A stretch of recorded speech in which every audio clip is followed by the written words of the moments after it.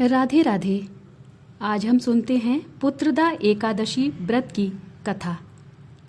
महाराज युधिष्ठिर ने भगवान श्री कृष्ण से पूछा कि हे भगवान, आप कृपा करके यह बताइए कि पौष शुक्ल एकादशी का क्या नाम है, उसकी विधि क्या है और उसमें कौन से देवता का पूजन किया जाता है। भक्त वत्सल भगवान श्री कृष्ण बोले, हे राजन, इस एकादशी का नाम पुत्रदा एकादशी है। इसमें भी नारायण भगवान की पूजा की जाती है। इस चर और अचर संसार में पुत्रदा एकादशी के व्रत के समान दूसरा कोई व्रत नहीं है। इसके पुण्य से मनुष्य तपस्वी, विद्वान और लक्ष्मीवान होता है। इसकी मैं एक कथा कहता हूँ, सो तुम ध्यानपूर्वक सुनो। भद्रावती नामक नगरी में सुकेतुमान नाम का एक राजा राज्य करता था। उसके कोई पुत्र नहीं था। उसकी स्त्री का नाम शैब्या था। वह निपुत्री होने के कारण सदैव चिंतित रहा करती थी। राजा के पितर भी रो रो कर पिंड लिया करते थे और सोचा करते थे कि इसके बाद हमको कौन पिंड देगा। राजा को भाई, बांधव, धन, हाथी, घोड़े, राज्य और मंत्री, इन सब में से किसी से भी संतोष नहीं होता था। वह सदैव यही विचार करता था कि मेरे मरने के बाद मुझको कौन पिंडदान करेगा। बिना पुत्र के पितरों और देवताओं का ऋण मैं कैसे चुका सकूंगा। जिस घर में पुत्र ना हो उस घर में सदैव अंधेरा ही रहता है।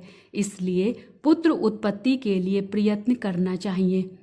जिस मनुष्य ने पुत्र का मुख देखा है वह धन्य है। उसको इस लोक में यश और परलोक में शांति मिलती है, अर्थात उनके दोनों लोग सुधर जाते हैं। पूर्व जन्म के कर्म से ही इस जन्म में पुत्र, धन आदि प्राप्त होते हैं। राजा इसी प्रकार रात दिन चिंता में लगा रहता था। एक समय तो राजा ने अपने शरीर को त्याग देने का निश्चय किया, परंतु आत्मघात का महान पाप समझकर उसने ऐसा नहीं किया। एक दिन राजा ऐसा ही विचार करता हुआ अपने घोड़े पर चढ़कर वन को चल दिया तथा पक्षियों और वृक्षों को देखने लगा। उसने देखा कि वन में मृग, व्याघ्र, सुअर, सिंह, बंदर, सर्प आदि सब भ्रमण कर रहे हैं। हाथी अपने बच्चों और हथनियों के बीच घूम रहा है। इस वन में कहीं तो गीदड़ अपने कर्कश स्वर में बोल रहे हैं, कहीं उल्लू ध्वनि कर रहे हैं। वन के दृश्यों को देखकर राजा सोच विचार में लग गया। इसी प्रकार आधा दिन बीत गया। वह सोचने लगा कि मैंने कई यज्ञ किए, ब्राह्मणों को स्वादिष्ट भोजन से तृप्त किया, फिर भी मुझको दुख प्राप्त हुआ, क्यों? राजा प्यास के मारे अत्यंत दुखी हो गया और पानी की तलाश में इधर उधर फिरने लगा। थोड़ी दूरी पर राजा ने एक सरोवर देखा।